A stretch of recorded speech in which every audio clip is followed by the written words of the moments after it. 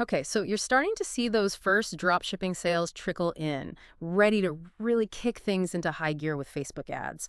But maybe you're worried about wasting money, not seeing that explosive growth everyone talks about. Well, you're definitely in the right place.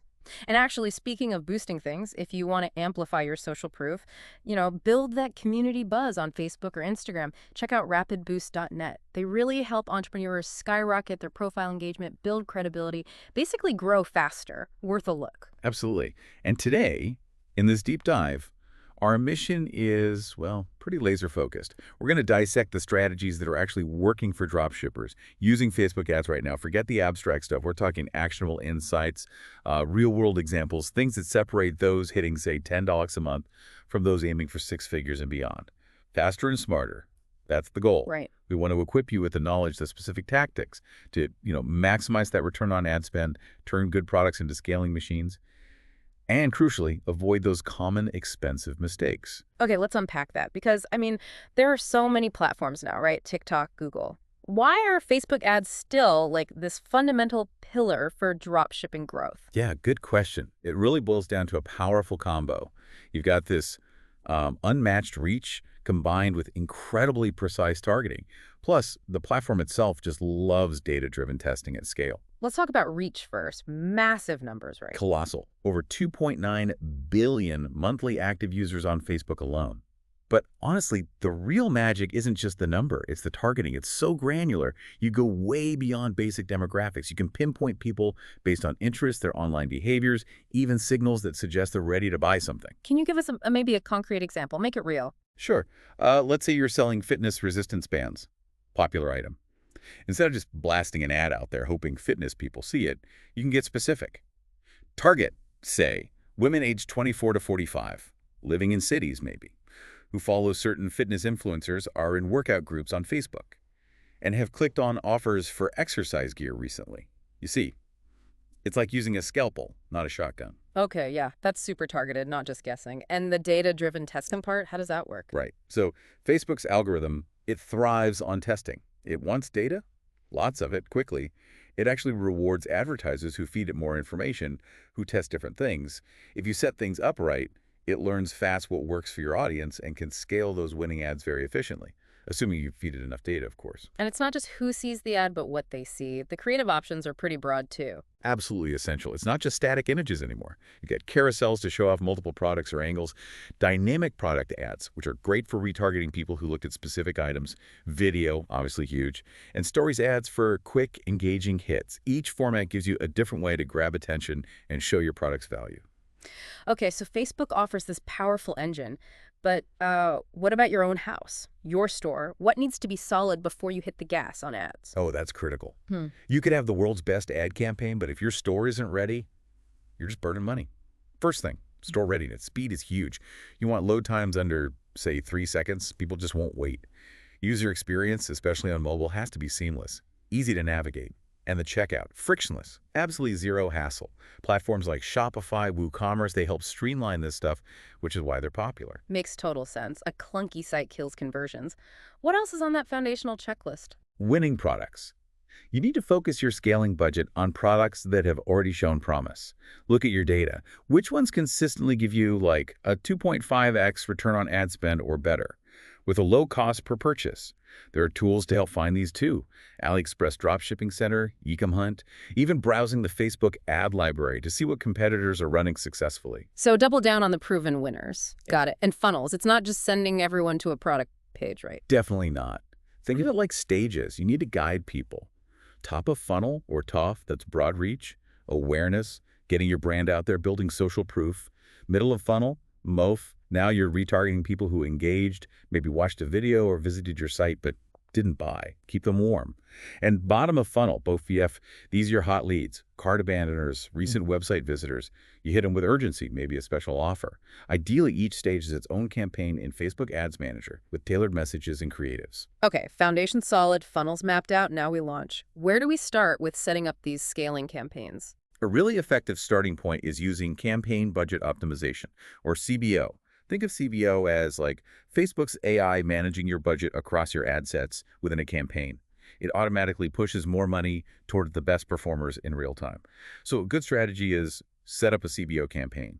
Inside it, have multiple ad sets, maybe one targeting specific interests, fans of related brands perhaps, another using lookalike audiences built from your customer list or pixel data, and maybe even a broad targeting ad set, just letting Facebook's algorithm find buyers based on its data. So CBO kind of optimizes the spend distribution for you, less manual work. Exactly. It helps maximize your ROAS without you needing to constantly shift budgets around manually. It's pretty smart when it has enough data to work with. Okay, CBO manages the budget flow. What about the ads themselves? Identifying those winning creatives seems crucial. Well, arguably the biggest lever for scaling. Your creative can make or break a campaign.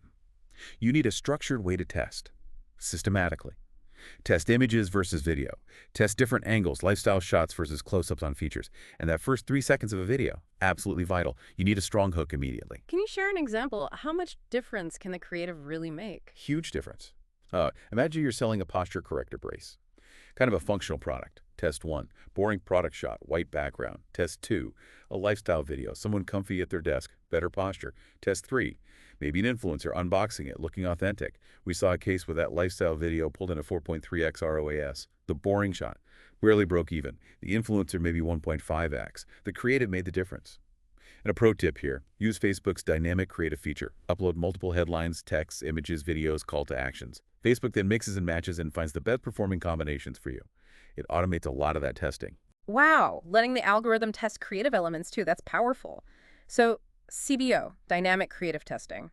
How do we know what's truly working and when to actually scale? Data. It has to be data-driven. Forget gut feelings. You need to watch your key metrics like a hawk. Cost per add to cart, cost per initiate checkout. Most importantly, cost per purchase. Keep an eye on your click-through rate, CPR. Aim for like 1.5% or higher generally. And know your target return on ad spend, ROAS. At scale, you usually need at least 2x minimum, ideally much higher depending on your margins. The main thing, be ruthless. Cut underperforming ads quickly. Don't get attached. But when something is hitting your numbers consistently, scale it. But never, ever stop testing. Okay, we found the winners, they're hitting the metrics, time to scale. You mentioned vertical and horizontal scaling. Let's start with vertical. What's that exactly? Vertical scaling is the most straightforward. It basically just means increasing the budget on your winning campaigns or ad sets. More money, same setup. But, and this is critical, you do it gradually. Controlled increases. Don't just double or triple the budget overnight. That can shock the algorithm, mess up optimization, and spike your costs. A good rule of thumb, increase by maybe 20%, perhaps 30% max, every 2 to 3 days, assuming performance holds. So slow and steady wins the race when increasing spend. Pretty much. Think about Tim, the guy selling those LED moon lamps. He scaled from $80 a day up to $500. But he didn't jump straight there. He did it incrementally, like 20% increases every few days after confirming his ROAS was stable. He tried bigger jumps early on. Performance got choppy. Costs went up. Gradual worked. Makes sense. Protect the optimization. Okay, what about horizontal scaling then? Horizontal scaling is about finding more places to spend effectively, not just putting more money into the same place. Don't rely on just one funnel or audience. So, tactics here include duplicating your winning campaigns, sometimes into new ad accounts even, to diversify or get around spend limits, testing new lookalike audiences. If 1% purchasers works, try 1% add to carts or 5% video viewers, different pools of similar people. And a big one, expanding internationally. Test your winners in Canada, the UK, Australia, maybe some profitable EU countries. Adapt the creative, of course. Each new segment or country can unlock a whole new set of buyers. So replicating success across new audiences and markets, but what about the ads themselves? Can we just run the same winning video forever as we scale horizontally? No, that's a classic mistake. Ad fatigue is real. People get tired of seeing the same thing. Engagement drops, costs rise. Yeah. You have to refresh your creatives regularly. Rotate in new images or videos weekly, maybe bi-weekly. Try new offers, bundles, discounts, free shipping, and user-generated content, UGC. So powerful. Real customer photos or videos often outperform polished ads. We saw a pet accessories brand where a simple, kind of raw, TikTok-style customer testimonial crushed their slick studio video. Authenticity sells. Keep it fresh, keep it real. Got it. And you mentioned automation earlier too. How can Facebook's tools help manage all the scaling complexity?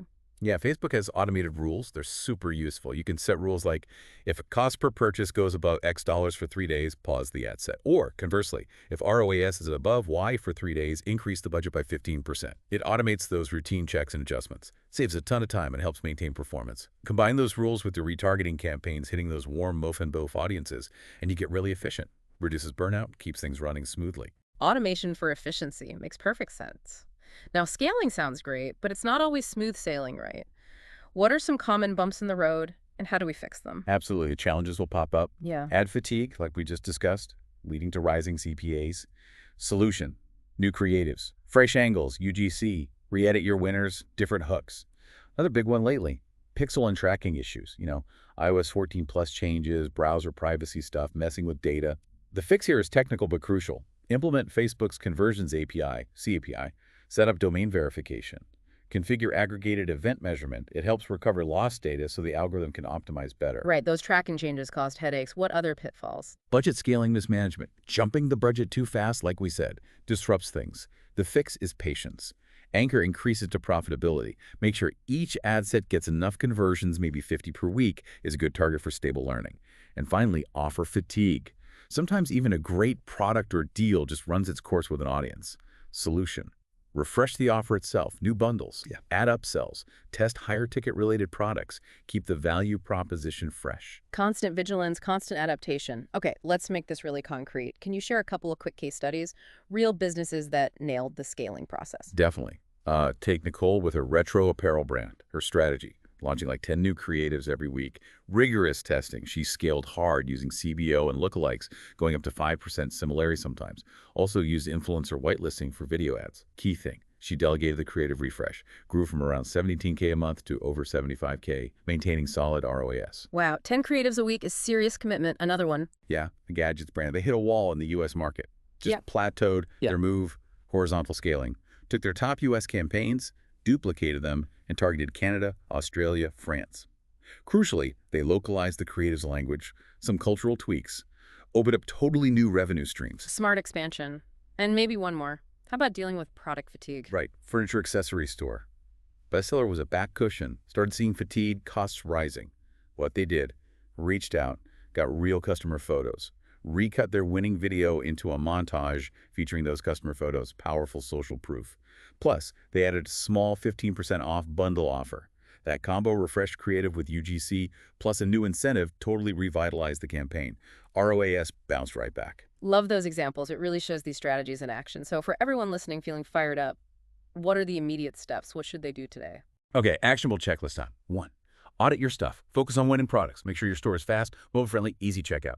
Get the foundation right. 2. Structure those test campaigns. Use CBO. Target interests, lookalikes, maybe broad. Launch 3-5 creative variations per product you're scaling. Test, test, test. 3. Monitor metrics and kill fast.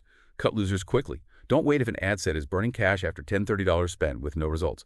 Double down on ads hitting 2x plus ROAS consistently. 4. Scale methodically. Either increase budgets gradually, 20-30% every few days on winners, or duplicate winning campaign ad sets to reach more people. 5. Automate and retarget. Set up those Facebook rules. Build out your MoFaf and BoFaf retargeting layers. Squeeze more value. 6. Refresh regularly. New creative every 7-14 days. UGC, TikTok style, influencer stuff. Keep it fresh. 7. Think internationally. Test similar markets, Canada, UK, Exonfinius. Tailor the creative. 8. Upgrade your tracking. Implement the Conversions API. Get that data accurate. That's a really clear step-by-step roadmap. Awesome. Okay, so let's quickly recap this deep dive. We've covered why Facebook ads are still key for dropshippers, the vital foundations, launching and testing effectively using things like CBO and structured creative tests. Then we got into scaling vertical and horizontal refreshing creatives and offers, using automation, and importantly, troubleshooting those common problems. Exactly. And maybe a final thought to leave you with. Look, Facebook's reach is just massive, billions of users. That potential is undeniable, but real scaling, it isn't just about throwing more money at ads. It's deeper than that. It's about understanding that delicate dance between your audience, your creative message, and how Facebook's own algorithms work. They all interact. So ask yourself, what's one small tweak, one adjustment you could make right now in your approach based on what we talked about that might just unlock that next level of growth? Don't just listen, go experiment.